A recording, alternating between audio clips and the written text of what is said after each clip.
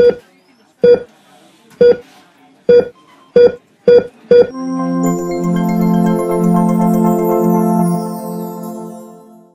everyone, I hope you all are doing great. I'm Sabina, your Nursing Foundation faculty at Nursing Next Life.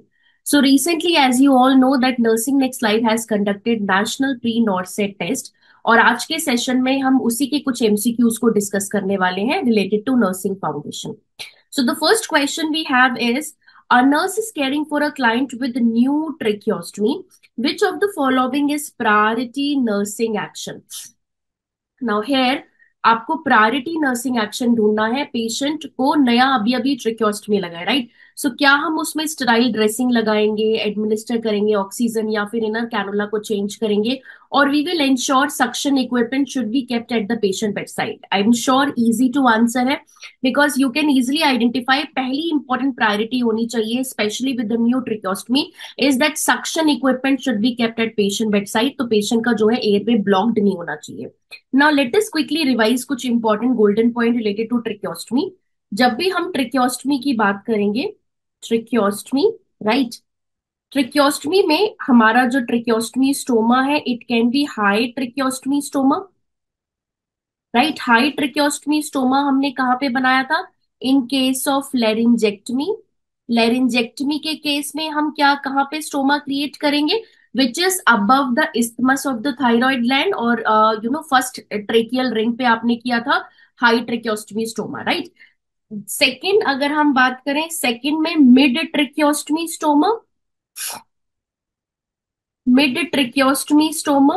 Mid tracheostomy stoma कहाँ पे था? At the level of या in between second and third tracheal ring, second and third tracheal ring, and this one is the most common जो usually performed होता है, right? Third वाला क्या था? लो ट्रिक्योस्टमी स्टोमा। लो ट्रिक्योस्टमी स्टोमा ये हम कहाँ परफॉर्म कर रहे थे? Below the level of isthmus और at between third and fourth tracheal ring, right? So ये आपने याद करना है। इसके बाद आपको पता हो, आपको याद करना है, रिवाइज करना है कि जब हम ट्रिक्योस्टमी स्टोमा बनाते हैं तो ट्रिक्योस्टमी स्टोमा को दो पार्ट में क्लासिफाई करते हैं, राइट? ट्रिक्योस्टमी स्टोमा जब क्रिएट होता है, ट्रिक्योस्टमी स्टोमा के बाद अगर हमने एक कंडीशन बोली, this is fresh stoma, right, we are calling it as fresh stoma. एक कंडीशन में हम बोलेंगे mature stoma. Now what will be the condition? अगर tracheostomy stoma less than 7 days का है, will call it as fresh stoma. अगर ये more than less than 7 days का है, so this is tracheostomy stoma. अगर ये मोर देन 7 days हो चुके हैं, स्टोमा स्टैब्लिश हुए, क्रिएट हुए, will call it as mature stoma. Fresh stoma के अंदर एक और इंपॉर्टेंट, जो सबसे इंपॉर्टेंट गाइडलाइन होती है, first 24 hour, remember, first 24 hour of stoma development, stoma जब क्रिएट हुआ है उसके फर्स्ट 24 आवर आपको बहुत ही ध्यान से पेशेंट को असेस ट्रीट करना है, असेस करना है। फर्स्ट 24 आवर में आइडियली ड्रेसिंग चेंज नहीं करते हैं। No dressing change unless it is not soiled, right? Unless it is not blood soil, secretion soil, जब तक कि कोई गड़बड़ नहीं है, सॉइल्ड नहीं है, you will not do dressing change for only for first 24 hour after creating the tracheostomy stoma. ये हमें याद रखना है, right? Because there are the stoma is very fresh है, देर आर चांसेस कि जब हम उसको ड्रेसिंग चेंज करने जाएंगे तो ट्रिक्योस्टमी ट्यूब डिसलॉजमेंट हो सकता है। Remember this, right? So first 24 hour is very crucial. Then उसके बाद आफ्टर जब 24 आवर हो जाएंगे, then after that every shift में आप पेशेंट की ड्रेसिंग चेंज करोगे and you will do the suctioning. आप सक्शनिंग फर्स्ट 24 आवर में भी कर रहे हो, but suctioning you are doing always, remember, when needed. It's not regular interval पे करना है या डॉक्टर ऑर्डर के अकॉर्डिंग करना है, it should be done when it is required और नीडेड, राइट? ये आपने याद रखना है। सो अगर हम बात करें option number 1, which is apply a sterile dressing around the tracheostomy. So usually ये ड्रेसिंग जब आपके पास पेशेंट आएगा तो स्टेराइल ड्रेसिंग तो लगी होगी, है ना? अगर ओटी से आ रहा है तो ड्रेसिंग पूरा ट्रिक्योस्टमी के ऊपर कवर होगा, और हम जो न्यू ट्रिक्योस्टमी है उस पे ड्रेसिंग फर्स्ट 24 आवर में प्रायोरिटी नहीं रखेंगे, राइट? सो यहाँ पे this can not be the priority अगर आपके पास एक न्यू ट्रिक्योस्टमी का पेशेंट आया है। Humidified oxygen yes we can give, but only when the patient is in distress. अब कहीं भी क्वेश्चन में ऐसा नहीं लिखा है कि पेशेंट डिसैचुरेट कर रहा है या डिस्ट्रेस में जा रहा है, so this also we can not select as a correct answer. Clean the inner cannula every 8 hourly, this also mention कि न्यू ट्रिक्योस्टमी में तो आपको ड्रेसिंग चेंज ही नहीं करना, और आइडियली हम इनर कैनुला को every 12 hourly you have to clean, right, which is after 24 hour, तो ये भी हम नहीं करेंगे, this also we will not consider. Ensure the suction equipment is available at the bed side, this is something which consider highest priority, क्योंकि अगर ट्रेक्योस्टमी tube secretion की वजह से ब्लॉक हो गया, देन पेशेंट का वही एक आर्टिफिशियल एयरवे, डेफिनेटिव एयरवे है जहां से पेशेंट अभी ऑक्सीजन ले पा रहा है, द एटमोस्फेरिक एयर, राइट, वो अगर ब्लॉक्ड हो जाएगा तो पेशेंट वो भी नहीं ले पाएगा। So in any cause the priority will be, we have to make sure suction equipment should be kept at the patient bedside. Now let us see the next question. So you have a nursing officer caring for 60-year-old patient with left mastectomy. During hospital stay, patient developed all over body rashes and diagnosed with measles. अब patient को measles भी हो गया. Which is the appropriate precaution adopted by the nurse for this patient? So remember, अगर हम बात करें standard precaution से शुरू करते हैं। Standard precaution earlier they were called as universal precaution, right, so now CDC has change the term universal precaution to standard precaution.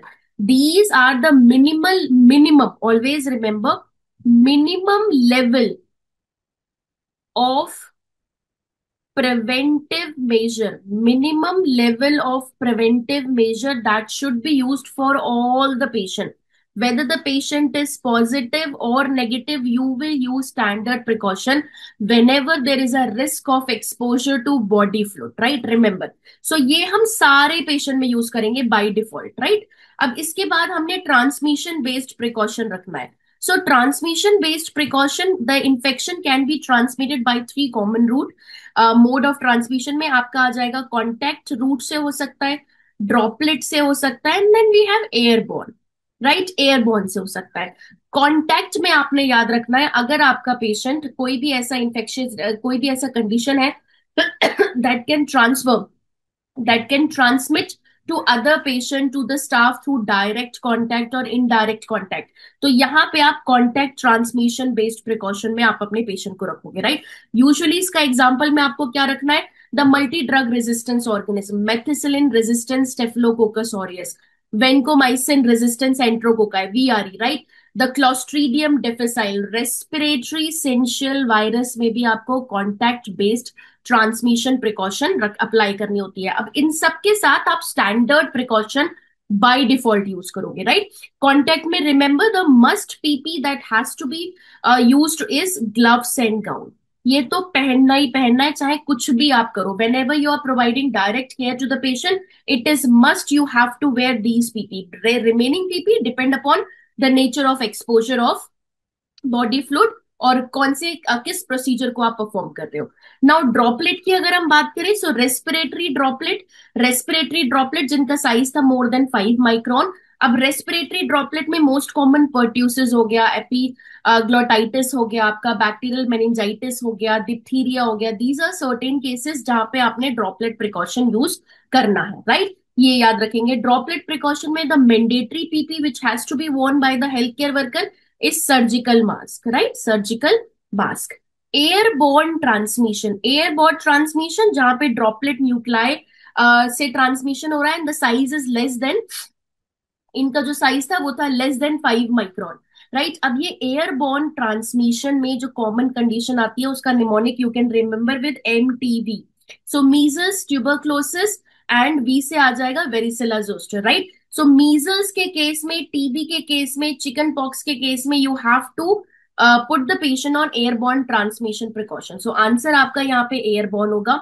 इसमें जो मैंडेटरी पीपी है that is N95 respirator that has to be used by the health care worker when they are providing care to the airborne transmission based precaution patient, right, तो ये आपने याद रखना है, this is your transmission based precaution वाला।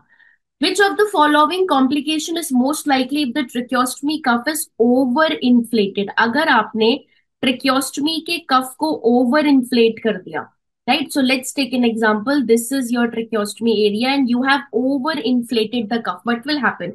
अगर कफ को over inflate करेंगे तो उसका जो सराउंडिंग म्यूकोजा है वो वहां प्रेशर डालेगा, एंड प्रेशर से it can cause mucosal damage, injury, necrosis, right? So answer will be tracheal necrosis is considered to be the best answer, right? Pulmonary embolism is something which is not related with the cuff. So with bronchospasm and vocal cord paralysis related to laryngeal nerve injury. बाकी के जो option है वो आपके कफ से related नहीं है, but tracheal necrosis is something that can happen अगर हम ट्रेकियोस्टमी कफ को ओवर इन्फ्लेट कर देंगे. So correct answer is option number B, right? The nurse is providing care to a patient with an ET tube. What is the priority nursing action to prevent VAP in this patient? Which is ventilator associated pneumonia. Remember हमारे जो care bundle है, वैप का जो care bundle है, उसमें सबसे पहले no doubt hand hygiene. The first basic preventive measure is hand hygiene to prevent the risk of transmission of infection. Second, very important is oral hygiene. Oral hygiene is also very important, and usually to prevent VAP, we prefer chlorhexidine gluconate solution, 0.2%. So chlorhexidine gluconate solution mouthwash is used to maintain oral hygiene. ये आपने याद रखना है, to prevent the ventilator associated pneumonia. अगर third की बात करें तो we have, कि we can keep the patient head of the bed at elevated at 15 to 30 degree. इससे क्या होगा? Risk of aspiration minimize होगा. Then what else we can do? We can have sedation vacation.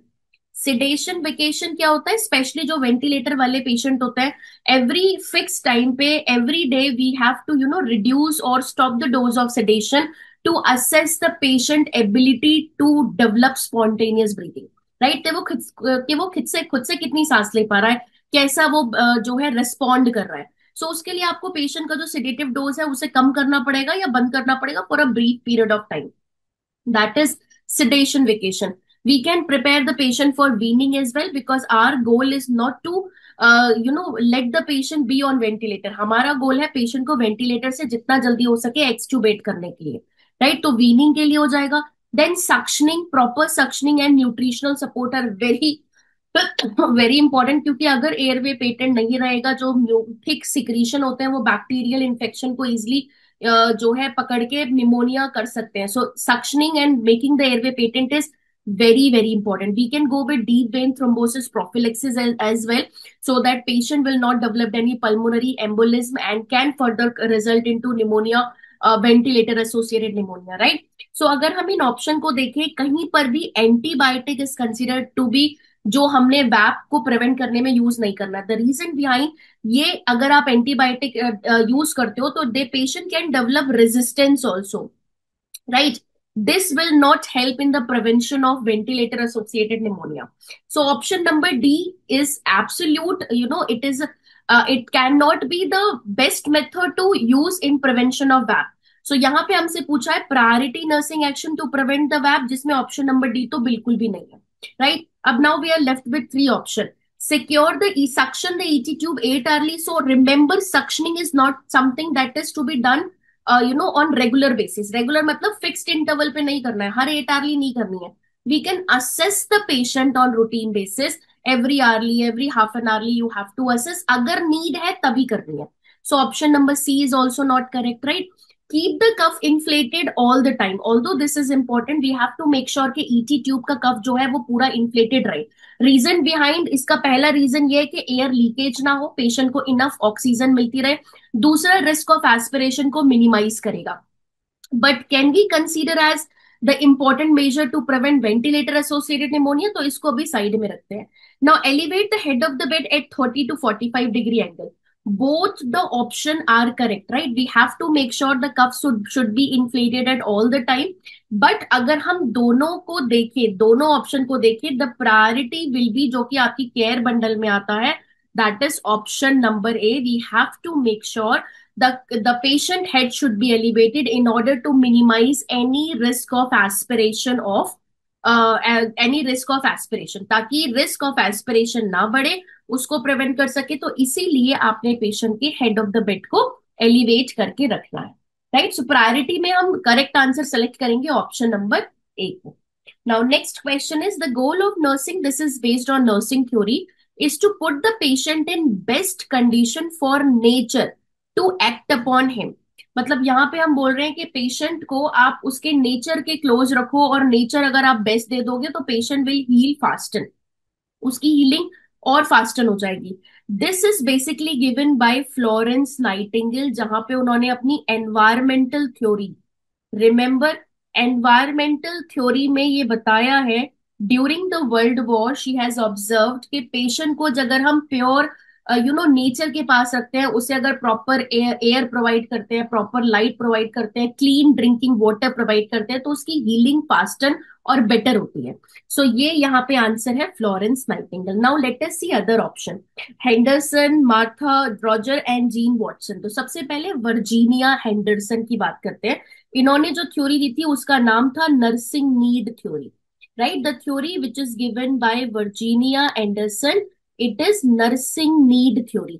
Nursing need theory के according ये बोला गया है कि नर्स जो है वो वो बेसिकली उसका रोल क्या है, नर्सिंग रोल। यहाँ पे as a nurse my role is तीन क्लासेस में बटा हुआ है।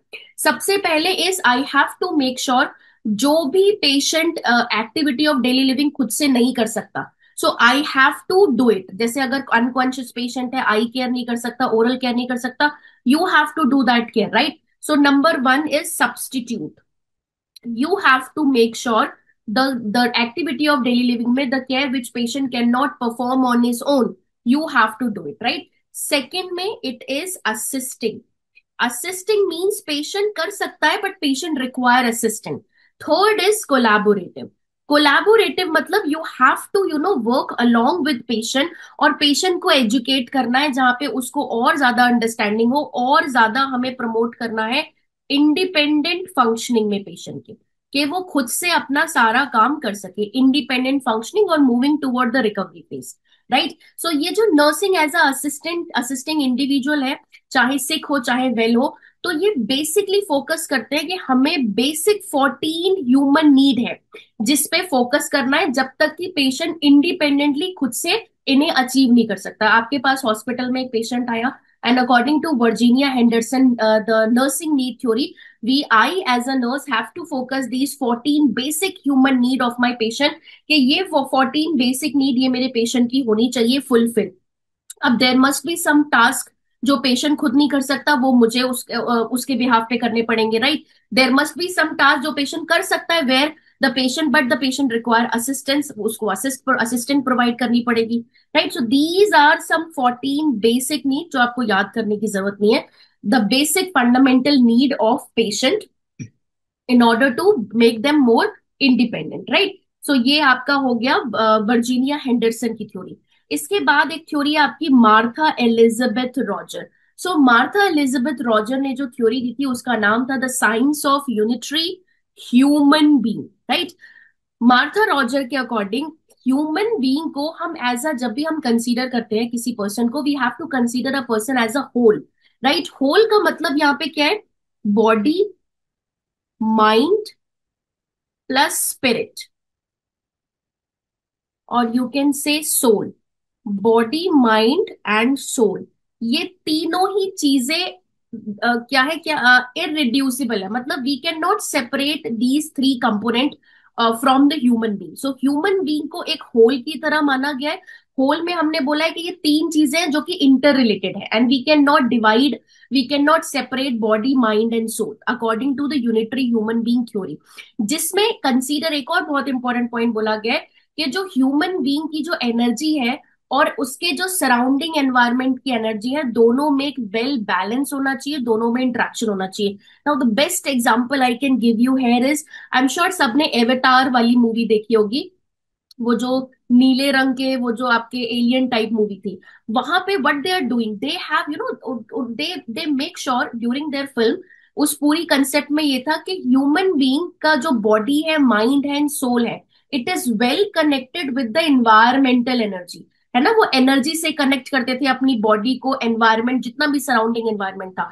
तो सेम एलिजाबेथ रॉजर ने जो थ्योरी दी है, उनका ये बिलीव है कि the nurse can help the patient in achieving maximum health, right? Bye maintaining this balance, patient का एनवायरमेंट और पेशेंट की जो हेल्थ है, और उस हेल्थ में फोकसिंग कर रहे हैं body mind and soul. It's not just the physical health but the psychological health और पेशेंट का जो सोल है, तीनों ही इक्वल लेवल में बैलेंस करना है पेशेंट के एनवायरमेंट से। Now next is your Jean Watson theory of human caring. ये लेटर ऑन इसका नाम बदल के केयरिंग साइंस कर दिया था, राइट, केयरिंग साइंस। ये थ्योरी के according here we are nursing is focusing more on caring part, not just the curing part, right. Cure से ज्यादा हम केयरिंग पे ध्यान दे रहे हैं। And again we have to consider the whole human being, उनकी जब हीलिंग को प्रमोट कर रहे हैं। And here we have to focus on compassion, right? Whenever you are providing care to the patient, you have to deal the patient with the compassion, and you have to focus more on the nurse patient relationship, which is considered as human to human focusing. And यहाँ पर भी जो आपने बोला ना wholeness, it is basically the mind body and spirit, the mind body and spirit. So ये आपका हो गया the theory of the Jane Watson theory, which is the human caring theory, right? So moving to next question, which is not seen in hyperventilation? जब भी hyperventilation होगा, क्या क्या चीजें होंगी जब hyperventilate करते हैं? So hyperventilation में ideally क्या होता है, जब हम hyperventilation करते हैं there will be increase in respiratory rate, increase in tidal volume, right? ये increase हो जाएगा जिसकी वजह से carbon dioxide will be exhaled out from the body, और इससे क्या होगा, partial pressure of carbon dioxide will be low. जब partial pressure of carbon dioxide will be low in the body, then what condition will arise, the condition will be respiratory alkalosis, right. Patient को क्या हो सकता है, respiratory alkalosis हो सकता है। Respiratory alkalosis मतलब पीएच बढ़ा हुआ है। अब पीएच बढ़ा होगा तो जो प्रोटॉन्स होते हैं उनका हमेशा अपोजिट होता है, इनवर्सली प्रोपोर्शनल है। सो प्रोटॉन यहाँ पे कम होंगे। अगर प्रोटॉन कम होगा, पीएच बढ़ा हुआ है, प्रोटॉन कम है, तो इसका क्या क्या इफेक्ट पड़ सकता है, right. Usually remember this point, जब बॉडी में पीएच बढ़ता है और प्रोटॉन कम होता है, तो सबसे पहले इफेक्ट होता है एल्ब्यूमिन में। एल्ब्यूमिन में क्या इफेक्ट होता है, एल्ब्यूमिन एक प्लाज्मा प्रोटीन है, राइट। अब ये जो एल्ब्यूमिन जो प्लाज्मा प्रोटीन है, जब यहाँ पे आपका बॉडी से प्रोटॉन जाएगा, राइट, प्रोटॉन का लेवल कम होगा, तो एल्ब्यूमिन की जो चेन होती है वो नेगेटिवली चार्ज हो जाएगी, राइट। एल्ब्यूमिन की चेन क्या होगी, आइडियली ये होता है, अब प्रोटॉन चला गया तो ये नेगेटिवली चार्ज हो जाएगा। नेगेटिवली चार्ज एल्ब्यूमिन क्या करेगा, ये बाउंड करेगा विद कैल्शियम से, क्योंकि कैल्शियम पॉजिटिवली चार्ज अट्रैक्ट करेगा। और कैल्शियम में भी कौन सा फॉर्म ऑफ कैल्शियम, कैल्शियम के तीन फॉर्म है। आयोनाइज्ड कैल्शियम होता है जो कि फ्री एक्टिव फॉर्म में, एक आपका जो कैल्शियम बाउंड है एल्ब्यूमिन से ऑलरेडी इनएक्टिव फॉर्म में, और एक जो कैल्शियम आपका साइट्रेट से बाउंड है ब्लड के अंदर। ये तीनों फॉर्म कैल्शियम के अवेलेबल होता है ब्लड में। यूजुअली जब एल्ब्यूमिन नेगेटिवली चार्ज हो जाते हैं because of loss of proton, तो ये अट्रैक्ट करते हैं जो फ्री आपका आयोनाइज्ड कैल्शियम है उनको, और ये कैल्शियम फिर इसके साथ जाके बाउंड हो जाएगा, जिससे कि पेशेंट को क्या होगा, पेशेंट विल हैव हाइपोकैल्सीमिया, और पेशेंट टिंगलिंग सेंसेशन या टेटनिकी का आपकी साइन एंड सिम्टम हो जाएंगे उसके। सो अगर हम देखें hypocalcaemia, so definitely patient will be having hypocalcaemia, definitely patient will be having alkalosis, respiratory alkalosis होगा। इसके अलावा और क्या हो सकता है, जब पीएच बढ़ता है, जब आपका पेशेंट का बॉडी में पीएच बढ़ेगा, अल्कलोसिस होगा, तो उस केस में एक और चीज होती है। अल्कलोसिस क्या करता है, एक एंजाइम होता है विच इज फोस्फोफ्रक्टोकाइनेस, राइट, फ्रक्टोकाइनेस। ये एंजाइम एक बहुत की एंजाइम है which is used for glycolysis, right. ये हम ग्लाइकोलाइसिस में यूज करते हैं। अब ग्लाइकोलाइसिस जब भी जो प्रोसेस हो रहा है, ये एंजाइम हम बार बार ये पीएच बढ़ा, पीएच ने इस एंजाइम को स्टिमुलेट कर दिया। इसके स्टिमुलेट होने से क्या हुआ कि ग्लाइकोलाइसिस का जो प्रोसेस है वो इंक्रीज हो गया। ग्लाइकोलाइसिस प्रोसेस इंक्रीज हो जाएगा तो मोर अमाउंट में एटीपी रिलीज होंगे, जिसकी वजह से ज्यादा फोस्फेट, आपका जो फोस्फेट है वो ज्यादा यूज होगा। अब इंट्रा सेल्यूलर में फोस्फेट इतना ज्यादा यूज हो जाएगा कि दे नीड मोर फोस्फेट, तो एक्स्ट्रा सेल्यूलर से फोस्फेट फिर शिफ्ट होगा इंट्रा सेल्यूलर में, जिसकी वजह से पेशेंट के ब्लड में हाइपोफोस्फेटीमिया हो जाएगा। So option number C is absolutely correct, it is seen in hyperventilation. Alkalosis भी दिखता है। अब because of hypophosphatemia later on patient can have dizziness and even seizure भी हो सकते हैं, राइट? तो सीजर, डेफिनेटली सीजर भी हो सकते हैं। क्या नहीं हो सकता? हाइपर फोस्फेटीमिया होना इज लेस लाइकली। हाइपोकैल्सीमिया में कैल्सीमिया तो हो रहा है, बट हाइपर फोस्फेटीमिया होना is less likely in hyper ventilation. So correct answer will be option number D. The next question is interpretation of data collected about the patient represent which of the following. Now this I have discussed many time. हमारे nursing process में अगर हम बात करें, in nursing process we have 5 steps. कितने steps हैं? Number 1 is assessment, right? Number 2 is nursing diagnosis. Number 3 आपका हो गया planning. Planning के अंदर आता है the goal, short and long term goal and intervention. Then fourth आपका हो गया implementation, right? And fifth वाला part हो गया आपका evaluation. Fifth हो गया evaluation, right? Now one by one अगर हम इसे डिस्कस करें, असेसमेंट में आप सबसे पहले जब असेस करते हो तो you are collecting the data. हम डेटा को कलेक्ट करते हैं, collecting the data in form of, आप हिस्ट्री से डेटा कलेक्ट करोगे, फिजिकल एग्जामिनेशन करोगे, आप सब्जेक्टिव एंड ऑब्जेक्टिव डेटा आपने उठा लिया। उठाने के बाद आप क्या करोगे? ऑर्गेनाइज करोगे वो डेटा को, organise the data. Then validate करोगे कि जो भी भाई पेशेंट ने बोला है, जो भी डेटा आपने कलेक्ट किया, इट इज करेक्ट और नॉट, है ना, फैक्ट बेस्ड होना चाहिए। देन लास्ट में you will document this data. So these are the 4 thing that we are going to perform during the assessment phase.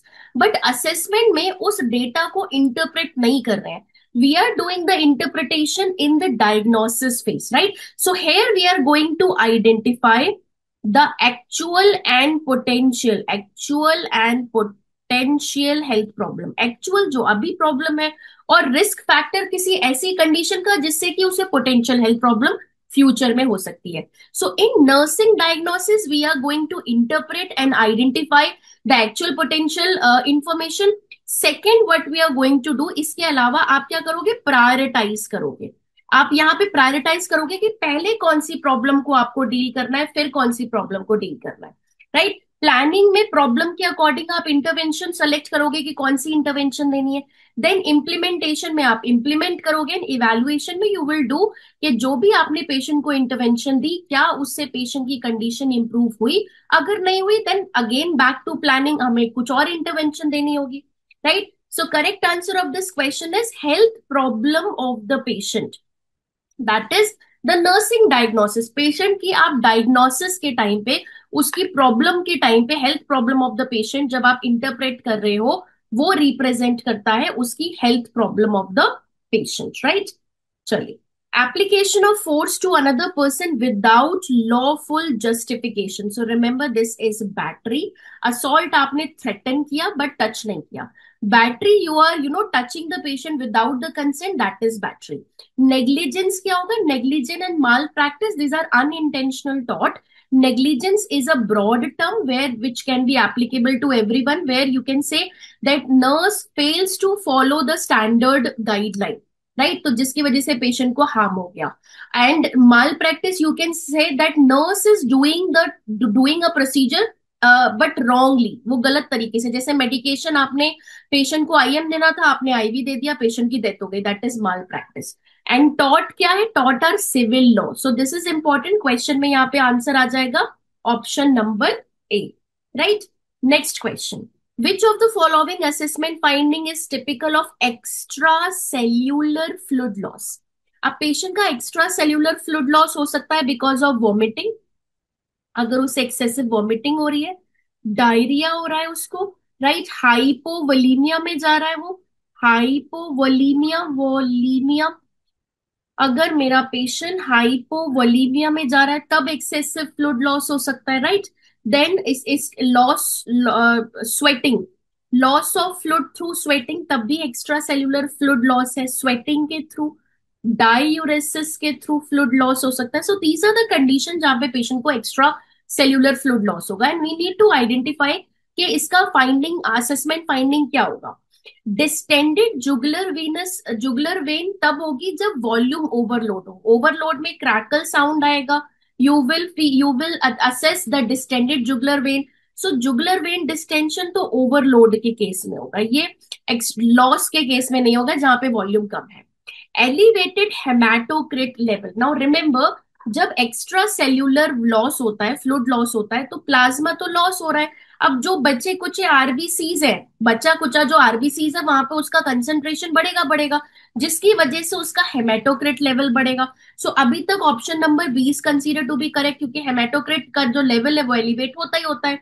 Rapid and थ्रेडी pulse, now remember, जब initial phase में patient को जब ये extra cellular fluid loss हो रहा होता है, तो कंपनसेटरी मैकेनिज्म जब एक्टिवेट होगा, उस टाइम पे you can see rapid thread pulse, but later on it will get, जब कंपनसेटरी जो मैकेनिज्म है जब सबसाइड हो जाएगा, तो इट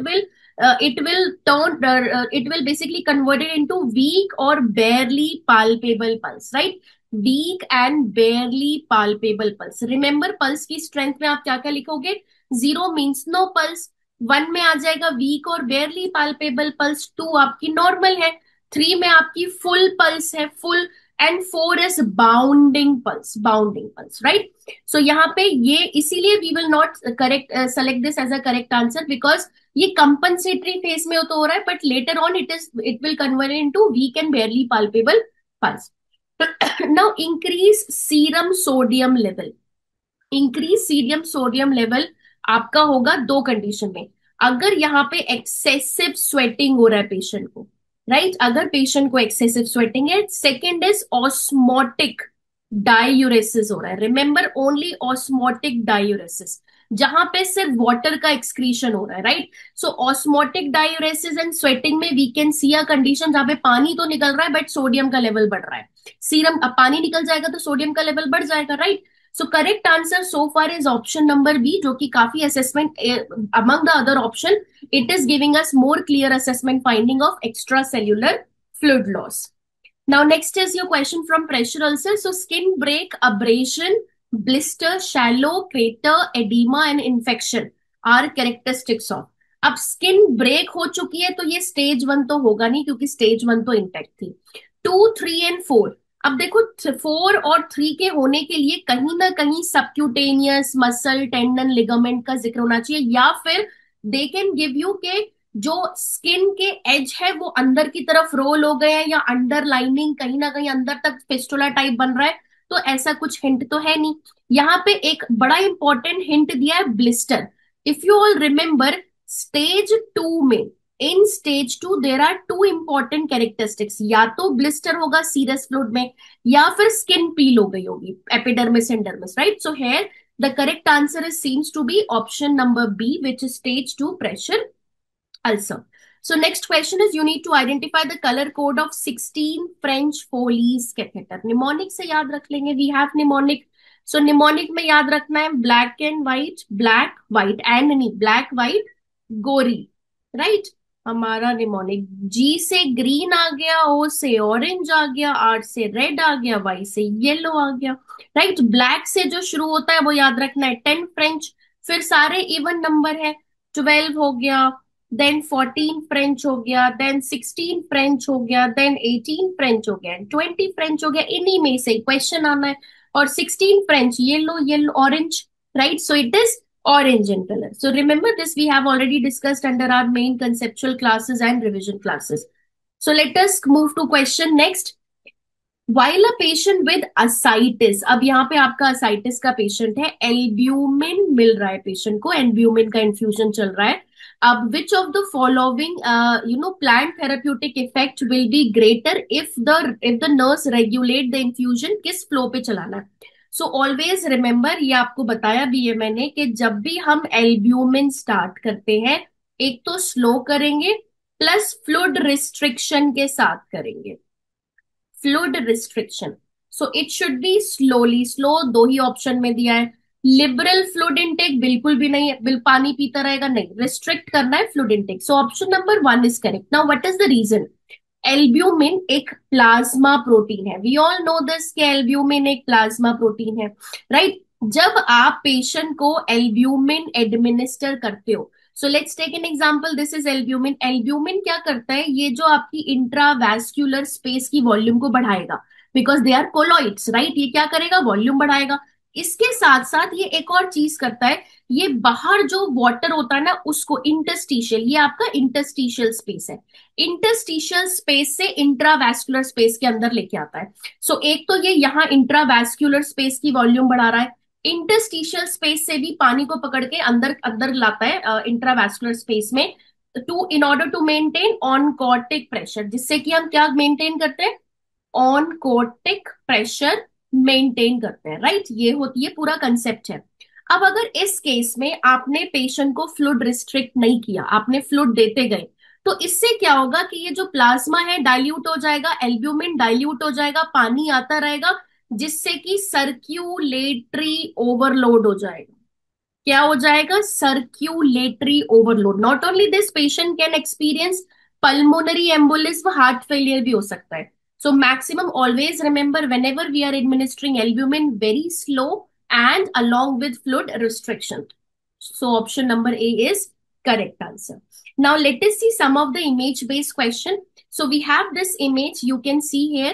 अब इस इमेज से आपको आइडेंटिफाई करना है, ये आपकी fast track laryngeal mask airway, right. ये इतना वाला पोर्शन है fast track laryngeal mask airway का, उसके अंदर ये ईटी ट्यूब है, राइट, ऊपर वाला उसका पार्ट नहीं है। So fast track laryngeal mask airway is basically, ये जो आपका एयरवे है, ये हम यूज करते हैं फॉर डिफिकल्ट इंट्यूबेशन। जहां पे डिफिकल्ट इंट्यूबेशन है उस केस में आप ये यूज करोगे, राइट। किस कौन सा स्टेटमेंट ट्रू है वो फाइंड आउट करना है। It has a gastric port for aspiration of gastric content, no. तो ये fast track laryngeal mask airway में गैस्ट्रिक पोर्ट नहीं है, सिर्फ एक ही ल्यूमन है जिससे आप ये कफ को इन्फ्लेट करते हो, and this is a reusable fast track वाला जनरेशन, राइट। तो इसको इन्फ्लेट करने के लिए सिर्फ only one human, and this handle is used for easy insertion, ताकि आप मैनुअली जब इंसर्ट कर रहे हो आसानी से कर पाओ। सो ऑप्शन नंबर ए करेक्ट नहीं है। It is design only for temporary ventilation, not for intubation. Ideally ये फास्ट ट्रैक यूज ही किया गया था डिफिकल्ट इंट्यूबेशन के लिए, राइट। जब भी हमें ईटी ट्यूब इंसर्ट करने में डिफिकल्टी हो रही है तो उस केस में we can use this fast track laryngeal mask airway, जिसके अंदर से यहाँ पे इसके ऊपर से आप ईटी ट्यूब को इंसर्ट करोगे और then you can insert the ET tube into the trachea, right. So option number B is also not correct. It allow blind and fiber optic guided endotracheal intubation, which is absolutely correct, जो मैं आपको बोल रही हूँ। It is contraindicated in all difficult airway cases, no, उसमें use कर सकते हैं, क्योंकि डिफिकल्ट इंट्यूबेशन में हमें जो डेफिनेटिव एयरवे सिक्योर करना है, we can use this type of fast track LMA. Next question is related to your chest tube drain, जहां पे we know that the chest tube catheter should be inserted, हमें insert करना है upper border of lower rib से आपने insert करना है। तो उसमें ट्राइंगल ऑफ सेफ्टी आता है। ट्राइंगल ऑफ सेफ्टी में आपका जो एंटीरियर वाला पार्ट होगा, पोस्टीरियर वाला पार्ट होगा, inferior and superior.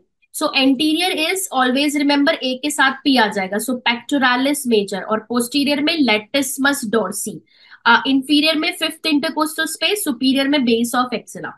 So now let us find out कि कहां पर है हमारे ये option, pectoralis major, fifth intercostal space, latissimus dorsi, option number C. So you have this question where you have a patient with intravenous cannula insertion site, और ये site यहाँ पे image जो है IV cannula, let's take an example कि IV cannula की site है ये, right, and वहां पे patient को redness है, माइल्ड स्वेलिंग है। सो जब भी हम आईवी कैनुला की बात करते हैं, we know the most common complication is phlebitis, right. जो और ये redness, erythema, mild swelling is characteristic feature of phlebitis. Infiltration के लिए आपने क्या रखना है, इन्फिल्ट्रेशन के लिए द जो आपका सराउंडिंग एरिया जहां पे स्वेलिंग हो रहा है वो पेल होगा, वो साइड रेडनेस नहीं होगी वहां पे। एक्स्ट्रावेसेशन में गैंग्रीन फॉर्मेशन हो जाएगा, राइट। सो ये ऑप्शन नंबर ए तो नहीं हो सकता है। Superficial thrombophlebitis, cord-like tenderness, this is considered to be the correct answer. Catheter related blood stream infection, definitely अगर आपने ट्रीट नहीं किया पेशेंट को, ये catheter related blood stream infection ही होगा, राइट, बिकॉज आईवी कैनुला से ये इन्फेक्शन हुआ है। But more specifically the answer is thrombo phlebitis, और एयर एम्बोलिज्म क्या, तो ये है ही नहीं, राइट। सो यहाँ पे correct answer option number B होगा। A primary care provider has ordered the application of elastic bandage. अच्छा, हम यहाँ पे बैंडेज का एप्लीकेशन कर रहे हैं लोअर एक्सट्रीमिटी में टू रिड्यूस एडिमा। सो आपने आइडेंटिफाई करना है कि हमें बिगिन कहाँ से करना है बैंडेज को। Always remember, whenever we apply the bandage we always apply from distal to proximal. हम हमेशा डिस्टल से प्रॉक्सिमल जाते हैं। The reason behind, to promote venous drainage, right, to promote venous drainage हम हमेशा डिस्टल से proximal जाएंगे। So सबसे distal end is D, location D से आप शुरू करोगे and then you will move upward. Okay, so this is answer is already written. This is your leukocyte reduction filter and it is used to prevent most common complication of immune related blood transfusion reaction, that is febrile non-hemolytical transfusion reaction. So ये कहाँ पर है हमारे पास? Prevent transmission of RBCs, prevent transfusion related reaction, prevent transfusion associated circulatory overload भी नहीं है, expiry भी नहीं है, and lung injury भी नहीं. So we will go with prevent transfusion related reaction as a correct answer. Now last question is, which of the statement regarding this blood pressure monitoring is incorrect? It is used in invasive, this is sphygmomanometer. We will not use this for invasive monitoring. The cuff should be snugly fit, so that is very important. The cuff should be, जो bladder होता है, ये जो आपका sphygmomanometer का cuff है, it has to be make sure कि वो properly fit हो, and it should be not too loose, not too tight. And आपने याद रखना है, ब्लैडर वाला जो पार्ट है कफ में, उसकी लेंथ है 80 and it should be, which should be 40% of the arm. Patient की आर्म सर्कमफ्रेंस का होना चाहिए, जिसका रेशो आपसे पूछा जा सकता है, right. The bladder of the cuff must be centre over the artery. A small size cuff will give high pressure reading. So correct, incorrect अगर हम देखें इसमें, option number A is consider to be the incorrect answer. So that's all from my side and wish you all the very best for your NORCET 9.0 prelims examination. I'm sure you're going to do well. After all, इतनी जो मेहनत करी है, पढ़ाई करी है, जरूर काम आएगी. All you have to do is just believe in yourself. Everything is possible. If you can believe, you will able to achieve NORCET AIR rank 1 in 9.0. So again with this, all the very best and see you all. Till then, stay happy, stay healthy.